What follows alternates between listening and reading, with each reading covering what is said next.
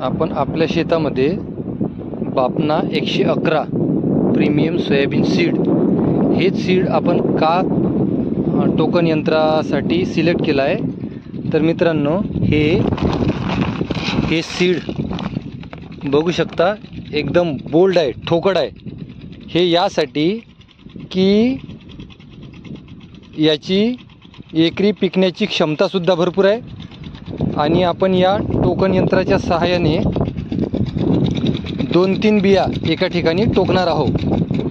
तर हे बी का, तर हे बी आपण उत्पन्न आल्यानंतर एकदम ठोकळ आहे. पेरणीसाठी पण एकरी 15 किलो हे बियाणं आपण वापरतोय आणि हे उत्पन्न झाल्यानंतर हा सर्व माल आपण नाफेडसाठी देतोय. नाफेडसाठी म्हणजे कारण हा एवढा ठोकळ आहे सोयाबीन, हे त्या नाफेडच्या चाळणीतून गळत नाही, जास्त कचरा बाहेर निघत नाही आणि आपला जास्तीत जास्त माल हा नाफेडसाठी वापरला जावा यासाठी म्हणून आपण बापना या व्हेरायटीची निवड केलेली आहे. मित्रांनो, पिकवण्यापेक्षा विकतासुद्धा आलं पाहिजे. आपण आपल्या शेतामध्ये 3 मशीन टोकन करतोय, 3 मशीनच्या सहाय्याने टोकन करतोय. तुम्ही बघू शकता 5 एकर हे क्षेत्र आहे आपलं आणि एका बेडवरती आपण 2 लाईन टोकन केलेले आहे. बघा, 1 आणि 2 ह्या लाईन आपण टोकन केलेल्या आहे. 6 इंच प्रत्येक बियातील अंतर असणार आहे आणि एका ठिकाणी आपण 2-3 याप्रमाणे बिया टोकन केलेल्या आहे. तर या पद्धतीने आपली टोकन चालू आहे.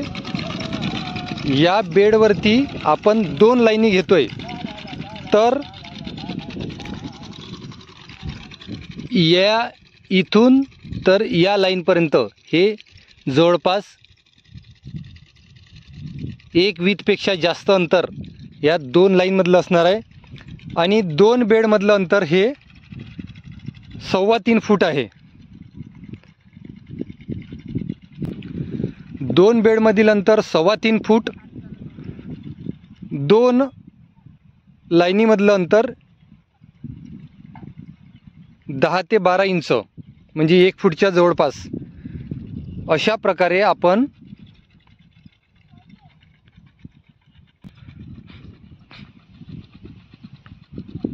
टोकन करतोय. एकरी बियाणं आपल्याला हे 15 ते 16 किलो लागणार आहे आणि त्यामध्ये 15-16 किलो बियाण्यामध्ये आपल्याला 1 किलोला 1 क्विंटल हमखास या प्रकारे आपलं नियोजन असणार आहे. येणारे सर्व व्हिडिओ तुम्हाला भविष्यामध्ये मिळेल. आपण नियोजन कसं करणार आहोत, काय करणार आहोत, व्हेरायटीबद्दल मी तुम्हाला सांगितलं आहे. बापना 111 व्हेरायटी आपण निवडलेली आहे, जे एकदम बोल्ड आणि ठोकळ, ज्याचं उत्पन्नसुद्धा एकरी 15 क्विंटलपर्यंत घेतलेलं आहे. काही शेतकऱ्यांना हे तर 17-18 क्विंटलपर्यंत गेलेलं होतं, म्हणजे टोकन पद्धतीमध्ये. म्हणून आपण बापना या व्हेरायटीची निवड केलेली आहे. पेरीव पद्धतीमध्ये आपण RVSM 1135 या व्हेरायटीची पेरणी केलेली आहे. परंतु बेडवरती आपण 5 एकरमध्ये आपले बेड आहे, तुम्ही बघू शकता. 5 एकरमध्ये आपण आपल्या स्वतःच्या शेतामध्ये हे 5 एकराचे बेड केलेले आहे. त्यापैकी 3 मशीनच्या सहाय्याने जवळपास 3 ते 3.5 एकर आपलं टोकन झालेलं आहे. 4 एकरपर्यंत टोकन आरामात होते 3 मशीननी. तुम्हीसुद्धा या पद्धतीने टोकन करून आपलं बियाणंसुद्धा वाचवू शकता. कारण पेरणीमध्ये बियाणं हे 30 किलोपर्यंत शिफारशीत करतात आणि बापना असल्यामुळे, हे ठोकळ बियाणं असल्यामुळे हे 30पेक्षा काही शेतकऱ्यांनी जास्त केलेलं आहे पेरणीमध्ये. म्हणून या टोकनचा फायदा असा होतोय की बियाणं कमी लागतं, उत्पन्न छान होतंय. झाडामध्ये 2 बेडमधील अंतर हे 3.25 फूट असल्यामुळे मधातल्या स्पेसला या नालीला हवा खेळती राहते, पाणी निघून येते, जमिनीचा निचरा होतो, पाण्याचा निचरा होतो आणि पीक हे अतिरिक्त पाणी या नालीतून वाहत असल्यामुळे पीकसुद्धा तुमचं साबूत राहते। परत पुन्हा आपण बेडच्या बाजूला 4 इंचावरती आपण टोकन केलेलं आहे, 4 इंच सोडून, त्यासुद्धा बाजूला आपण 4 इंच सोडून टोकन केलेलं आहे। म्हणजे बेडच्या दोन्ही बाजूला 4-4 इंच सोडून आपण टोकन केलेली आहे। अशा प्रकारे जर तुम्ही टोकन केली तर हे झाड जे आहे हे नालीमध्ये झुकणार नाही। नाहीतर तुम्ही नालीच्या एकदम किनारेला जर टोकन केली तर झाड हे नालीमध्ये जेव्हा त्याला फळं लागते, जेव्हा शेंगा लागते, अशा परिस्थितीमध्ये झाड हे नालीमध्ये झुकल्या जाते। म्हणून 4 इंच जागा सोडून तुम्ही टोकन करा दोन्ही बाजूला नालीच्या, ज्यामुळे सोयाबीनचं पीक हे उभं राहील, सशक्त राहील। तर मित्रांनो, हा होता आपल्या शेतातील बाफना या व्हेरायटीचा आणि टोकन यंत्रांनी टोकन केल्याचा हा व्हिडिओ कसा वाटला कमेंटद्वारे नक्की कळवा। आणि आपण सुद्धा अशा प्रकारे टोकन करून आपल्या सर्व पैशाची बचत, मजुराची बचत, वेळेची बचत आणि उत्पन्नसुद्धा छान होणार आहे। समोर आपण टोकन यंत्रांनी सोयाबीनची टोकन केली आहे आणि मागच्या मागे आपण तणनाशक सोबतच फवारणी करतोय, जे की उगवलेल्या तणांचा नायनाट करण्यासाठी आपण पॉप्युलर या तणनाशकाचा वापर करतोय। एकरी 7 ते 8 पंप आपण एका एकरामध्ये फवारणी करतोय।